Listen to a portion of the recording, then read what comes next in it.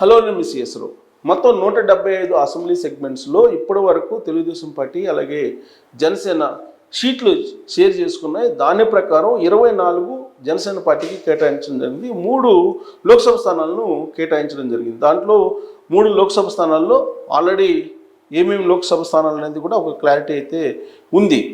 అయితే ఇక్కడ అసెంబ్లీ సెగ్మెంట్స్కి వచ్చేసి 24 స్థానాల్లో 5 స్థానాల్లో అభ్యర్థులు కూడా ప్రకటించేసింది జనసేన పార్టీ.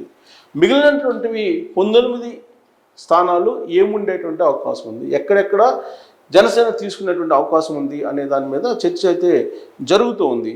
లోక్సభ స్థానాలకు వచ్చేటప్పటికి చాలా క్లారిటీగా వచ్చేసారు.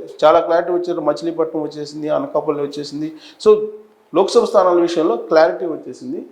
19 అసెంబ్లీ సెగ్మెంట్స్ ఏమున్నాయి, ఆల్రెడీ 5 ప్రకటించేశారు. ఇంకా 19 అసెంబ్లీ సెగ్మెంట్స్ ఏమున్నాయి అనేది అటు జనసేనలో ఇటు తెలుగుదేశం పార్టీలో కూడా చర్చ జరుగుతుంది. దానికి కారణం ఏంటంటే ఈ 19 స్థానాల్లో ఎవరెవరు ఎక్కడ త్యాగం చేయాల్సి వస్తుంది. ఆల్రెడీ జనసేన తెలుగుదేశం పార్టీకి సంబంధించిన అభ్యర్థులు అక్కడ పనిచేస్తూ ఉన్నారు, రాబోయేటువంటి ఎన్నికలకు సిద్ధమవుతూ ఉన్నారు. కానీ సీట్ల షేరింగ్ విషయంలో ఏ స్థానం వెళ్తే ఎవరు త్యాగం చేయాల్సి వస్తుంది అనే దాని మీద మాత్రం చాలా సీరియస్గా చర్చ జరుగుతుంది.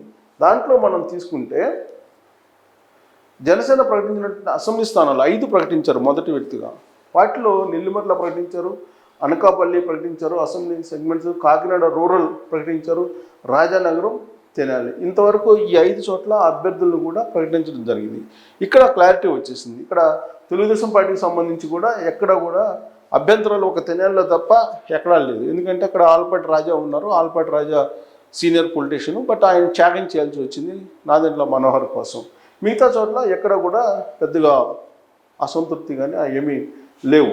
అయితే మిగిలినటువంటి స్థానాలు ఏమున్నాయి అనే దాని మీద కనుక మనం ఒకసారి లుక్ వేస్తే కనుక పాలకొండ ఒక కాన్స్టిట్యున్సీని తీసుకునేటువంటి అవకాశం ఉంది జనసేన పార్టీ. అలాగే గాజువాక అనేది గతంలో 2019 ఎన్నికల్లో పవన్ కళ్యాణ్ పోటీ చేసి ఓడిపోయినటువంటి స్థానం అది. అలాగే భీమిలి లేదా పెందుర్తి. సో ఎక్కువగా భీమిలి లేదా పెందుర్తి ఈ రెండింటిలో ఒకటి తీసుకునేటువంటి అవకాశం ఉందని చెప్పి తెలుస్తుంది. ఈ రెండు కూడా తెలుగుదేశం పార్టీ బలంగా ఉన్నటువంటి కాన్స్టిట్యున్సీలు. కానీ ఈ రెండింటిలోనే ఏదో ఒకటి కావాలని చెప్పి జనసేన అడుగుతుంది కాబట్టి ఒకటి ఇచ్చేటువంటి ఛాన్సెస్ ఉన్నాయి. ఇక యలమంచిలి జనసేన కోటాకి వెళ్ళిపోయేటువంటి అవకాశం ఉంది. పిఠాపురం ఇది పక్కాగా జనసేన కోటాకి వెళ్ళిపోయేటువంటి అవకాశం ఉంది. రాజోలు ఆల్రెడీ జనసేన కోటాకు ఉంది. అమలాపురం ఇది కూడా జనసేన కోటాలోకి వెళ్ళేటువంటి అవకాశం ఉంది. ఇక్కడ ఉన్నటువంటి తెలుగుదేశం పార్టీ సంబంధించినటువంటి యాస్పిరెంట్స్ అయితే త్యాగానికి పాల్పడాల్సిన అవసరం ఉంది. తాడేపల్లిగూడెం మొదటి నుంచి కూడా తాడేపల్లిగూడెం జనసేన కోటాకు వెళ్తుందని చెప్పి టాక్ కూడా ఉంది. సో తాడేపల్లిగూడెం. ఇక ఉంగుటూరు కూడా జనసేన ఖాతాలోకి వెళ్ళిపోయేటువంటి అవకాశం ఉంది. ఇక భీమవరం కూడా గతంలో పవన్ కళ్యాణ్ పోటీ చేశారు 2019 ఎన్నికల్లో. గాజువాక అలాగే భీమవరంలో 2 చోట్ల కూడా ఆయన ఓడిపోవడం జరిగింది. ఈసారి భీమవరం నుంచి పవన్ కళ్యాణ్ పోటీ చేసిన అవకాశం ఉందని కూడా టాక్ ఉంది సైన్యంలో. అందుకే భీమవరం జనసేన బలంగా ఉంది కాబట్టి అది భీమవరం జనసేనకి ఇచ్చేటువంటి అవకాశం ఉంది. నర్సాపురానికి సంబంధించి అక్కడ బలంగా ఉన్నామని చెప్పి జనసేన భావిస్తూ ఉంది. నర్సాపురం కూడా ఆ జనసేన పార్టీ ఖాతాలోకి వెళ్ళిపోయేటువంటి అవకాశం ఉంది.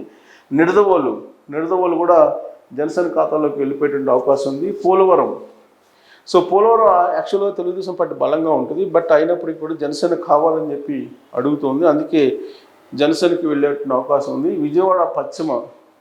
విజయవాడ వెస్ట్ ఇక్కడ కాంపిటీషన్ ఎక్కువ ఉంది వాస్తవంగా. అయినప్పటికీ కూడా పవన్ కళ్యాణ్ పట్టుబట్టి కావాలని విజయవాడ వెస్ట్ని తీసుకుంటున్నారు. సో ఈ క్రమంలో అది జనసేనకి వెళ్ళేటువంటి అవకాశం ఉంది. అవనిగడ్డ ఇక్కడ జనసేన కొంచెం బలంగా ఉంది, అందుకే అవనిగడ్డను కోరుకుంటుంది. ఇక్కడ దర్శి లేదా గిద్దలూరు ఈ 2 చోట్ల ఏదో ఒకటి ఇవ్వాల్సి వస్తుంటుంది. ఆల్రెడీ ఇక్కడ దర్శి లేదా గిద్దలూరు అంటే ఇక్కడ దర్శిలో ఎక్కువగా కాపు సామాజిక వర్గం ఉంది కాబట్టి బహుశా దర్శిని తీసుకునేటువంటి అవకాశం ఉంది. సో గిద్దలూరు అక్కడికి టచ్ చేసేటువంటి అవకాశం ఉండకపోవచ్చు, దర్శి ఓకే అవ్వచ్చు జనసేన పార్టీకి. ఇంకా అనంతపురం లేదా పుట్టపర్తి. సో అనంతపురం జిల్లాలో తీసుకుంటే అనంతపురం లేదా పుట్టపర్తి అని చెప్పి ఏదో ఒకటి కావాలని చెప్పి జనసేన రిక్వెస్ట్ చేస్తుంది, అడుగుతుంది. కాబట్టి అనంతపురం లేదా పుట్టపర్తిలో ఒకటి జనసేనకి వెళ్ళేటువంటి అవకాశం ఉంది. ఈ 2 కూడా తెలుగుదేశం పార్టీ బలంగా ఉండేటువంటి నియోజకవర్గాలు. అయినప్పటికీ కూడా జనసేనకి పొత్తులో భాగంగా తెలుగుదేశం పార్టీ త్యాగం చేయాల్సినటువంటి పరిస్థితి ఏర్పడుతుంది. మదనపల్లి, ఇక్కడ కూడా మదనపల్లిలో తెలుగుదేశం పార్టీ చాలా బలంగా ఉంటుంది. అయినప్పటికీ కూడా జనసేన కావాలని చెప్పి రిక్వెస్ట్ చేస్తున్నటువంటి క్రమంలో ఖచ్చితంగా మదనపల్లిని కూడా ఇచ్చేటువంటి అవకాశం ఉంది జనసేనకి. బద్వేల్ లేదా రైల్వే కోడూరు, ఇక్కడ బద్వేల్ లేదా రైల్వే కోడూరులో ఏదో ఒకటి జనసేనకి ఇవ్వాల్సి ఉంటుంది. గత ఎన్నికల్లో ఈ రెండు కాన్స్టిట్యున్సీల్లో కూడా పెద్దగా జనసేనకు ఓట్ షేర్ వచ్చిన దాఖలాలు. అయినప్పటికీ కూడా అక్కడ జనసేన ఏదో ఒకటి కావాలని చెప్పి రైల్వే కోడూరు, బద్వేలు కావాలంటుంది. ఈ రెండింటిలో రైల్వే కోడూరు వెళ్ళే అవకాశం కనిపిస్తూ ఉంది.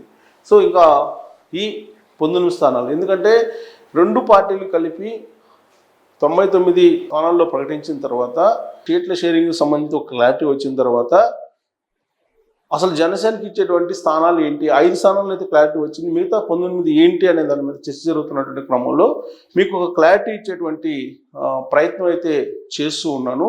ఆ ప్రయత్నంలో భాగంగానే ఆ 19 నియోజకవర్గాలు ఏంటి అనేది నేను మీకు చూపించడం జరిగింది. సో వీటిల్లో ఖచ్చితంగా జనసేనకి వెళ్ళేటువంటి అవకాశం ఉంది. ఇక్కడ ఉండేటువంటి తెలుగుదేశం పార్టీకి సంబంధించినటువంటి లీడర్లు అయితే త్యాగానికి సిద్ధపడాల్సినటువంటి పరిస్థితి ఏర్పడుతుంది. ప్లస్ అక్కడ ఈ 19 కాన్స్టిట్యున్సీల్లో కనుక తెలుగుదేశం పార్టీ ఓట్ షేర్ కనుక బలంగా జరగకపోతే మాత్రం జనసేన పార్టీకి ఎదురీదు తప్పదు. అందుకే ఇక్కడ ఉండేటువంటి వాళ్ళని మానసికంగా తయారు చేస్తూ ఉన్నారు. అటు జనసేన ఇటు తెలుగుదేశం పార్టీ కూడా తయారు చేస్తుంది క్యాడర్ని కానీ ద్వితీయ శ్రేణి లీడర్స్ కానీ. ఎందుకంటే క్యాడరు ద్వితీయ శ్రేణి లీడర్ ఇవే రేపు ఎలక్షన్లో గెలుపోటములను నిర్దేశించేటువంటివి. అందుకే ఇప్పటి నుంచే చంద్రబాబు నాయుడు కానీ లేదా పవన్ కళ్యాణ్ కానీ క్యాడర్కు చెప్తూ ఉన్నారు, ఖచ్చితంగా కలిసి పనిచేయాలి అనేటువంటి ఒక ఆలోచన కలిగించేలా చేస్తూ ఉన్నారు.